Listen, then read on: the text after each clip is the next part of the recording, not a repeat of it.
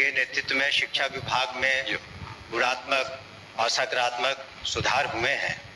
जहां एक तरफ उन्होंने अपनी प्रेरणा से नालंदा विश्वविद्यालय की स्थापना करवाई है, दूसरी तरफ उन्होंने ये भी ख्याल रखा है कि समाज के सभी वर्गों को मौका मिले कि उन्हें अच्छी शिक्षा मिले। और इसी वजह से जितने भी हमारे जो भी स्कीम्स इत्यादि आए, उसमें यह ध्यान रखा गया कि समाज के उन वर्गों का, विशेषकर बालिकाओं का, अल्पसंख्यकों का, पिछड़ों का, अति पिछड़ों का, दलितों का और कमज़ोर वर्गों को शिक्षा की सही शिक्षा उन्हें दी जा सके। और महोदय, यही कारण है कि हमारे बजट का एक बहुत बड़ा हिस्सा 18% से ज़्यादा, करीब 52,639 करोड़ 3 लाख रुपए शिक्षा विभाग के लिए रखे गए हैं। हमारे सामने महोदय चुनौतियां अनेक है, जहां 74,000 से ज़्यादा स्कूल हैं, 1 करोड़ 80 लाख से ज़्यादा 1 से 12वीं कक्षा तक के स्टूडेंट्स हैं, छात्र छात्राएं हैं, और हमारे पास करीब 5,77,000 शिक्षक हैं और सभी विश्वविद्यालयों मिलाकर के 26 लाख से ज़्यादा छात्र छात्राएं हैं। ऐसे में हमें ये ध्यान रखना था कि शिक्षा की गुणवत्ता में और सुधार आए। इसी वजह से एक ऐतिहासिक कदम माननीय मुख्यमंत्री जी ने उठाया और commission, Bihar public service commission के द्वारा हम लोगों ने 1,73,084 विद्यालय शिक्षकों की नियुक्ति एक ही दिन में की, जो पूरे हिंदुस्तान में एक हम समझते हैं ऐतिहासिक कदम रहा। इसके अतिरिक्त आने वाले दिनों में 1,60,083 और नियुक्तियां होंगी, और उसमें जैसा कि एक सदस्य कह रहे थे, कंप्यूटर शिक्षकों की भी संख्या 26,000 होगी।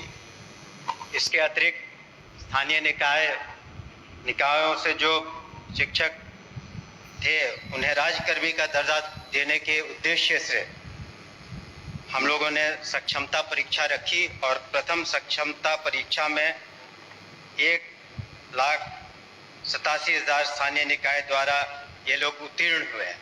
आगे चल के 85,000 से ज़्यादा लोग और परीक्षा दे रहे हैं, और हम लोगों ने यह ध्यान में रखा है कि जब नियमावली बनाएंगे उनकी सांतरण की, तो उसमें काफ़ी उदारता रखेंगे, खास करके महिलाओं के बारे में, और खास करके असाध्य रोग या इस तरह के जो बीमारी से ग्रसित हैं या पति पत्नी हैं, तो उन लोगों का सांतरण में हम लोग विशेष ध्यान देंगे। महोदय, अगर हम शिक्षा में सुधार चाहते हैं तो ज़रूरी है कि हमारे शिक्षक भी उस तरह से उनकी ट्रेनिंग हो। इसी कारण से हमारे जो SCERT जो इंस्टीट्यूट हैं, जहाँ पर मैं खुद भी गया हूँ, वहाँ पर हम लोगों ने किस तरह से शिक्षकों की ट्रेनिंग अच्छी तरीके से हो सके उस पर ध्यान दे रहे हैं। और आने वाले दिनों में हमारा लक्ष्य है कि जितने शिक्षक हैं कम से कम साल में उनकी 2 बार ट्रेनिंग हो सके, और वहाँ पर जो सिलेबस बनाया जाए वो ऐसे बनाया जाए कि वो आगे चल के हमारे छात्र छात्राएं जो कंपटीशन के एग्ज़ाम्स देंगे उसमें वो बेहतरीन रूप से सामने आ सके, कर सके। इसके अतिरिक्त जो आधारभूत संरचना है, हम लोगों ने ध्यान दिया है कि किस तरीके से स्कूलों में जो बुनियादी सुविधाएं हैं उसको दे पाएँ। उसके लिए हम लोगों ने कार्रवाइयाँ की हैं मुख्यालय स्तर पर और जिला स्तर पर, और हमने सभी माननीय सदस्यों से 10-10 विद्यालयों की सूची भी मांगी है, जिसका आने वाले सत्र तक, इसके बाद के सत्र तक उसका हम लोग जीर्णोद्धार करने का प्रयास करेंगे। कई माननीय सदस्यों ने शिकायतें भी की थी कि जो काम हुए अच्छे तरीके से नहीं हुए हैं, तो उस पर हम लोग इंक्वायरी करा रहे हैं, और जो भी दोषी पाए जाएंगे उन पर निश्चित रूप से कार्रवाइयाँ होंगी, और कुछ कार्रवाइयाँ हो चुकी हैं। हम लोगों ने ये भी सुनिश्चित किया है कि जो हमारे निजी विश्वविद्यालय हैं उनका रजिस्ट्रेशन हो सके, ताकि सही आंकड़ा आ सके, और जब उनका आधार सीडिंग कर देंगे तो ये पता चलेगा कि जो 25% जो गरीब बच्चे हैं, बच्चियां हैं और जिसके खर्चे की प्रतिपूर्ति सरकार करती है, वो सही आंकड़ा आ सके हमारे पास, और इस तरह से प्राइवेट स्कूलों में भी हम सही तरीके से मदद कर पाएंगे। परीक्षा संचालन में एक बहुत बड़ी जिम्मेवारी है हमारी, और पिछले साल 1,35,00,000 से ज़्यादा छात्र छात्राओं ने परीक्षा दी, और जो बिहार स्कूल एग्जामिनेशन बोर्ड है, इस बार जो हम लोगों ने बिल लाया है, उसके अनुसार अब ऑनलाइन परीक्षाएं भी संभव हो पाएंगी। सरकार की जो मुख्य स्कीम्स हैं, जैसे मिड डे मील, मध्याह्न भोजन करते हैं, वो भी एक बहुत बड़ी चुनौती है। उसमें नित्य 1 करोड़ करीब 10 लाख बच्चों को हम मध्याह्न भोजन सही तरीके से देते हैं, और उसमें जो अगर शिकायतें मिलती हैं तो हमारे कमांड कंट्रोल सेंटर पर कोई भी व्यक्ति उसके बारे में सूचना दे सकता है, उसके बारे में हम कर सकते हैं। और डायरेक्ट बेनिफिशियरी ट्रांसफर्स हम करा रहे हैं, स्टूडेंट क्रेडिट कार्ड भी हो रहा है।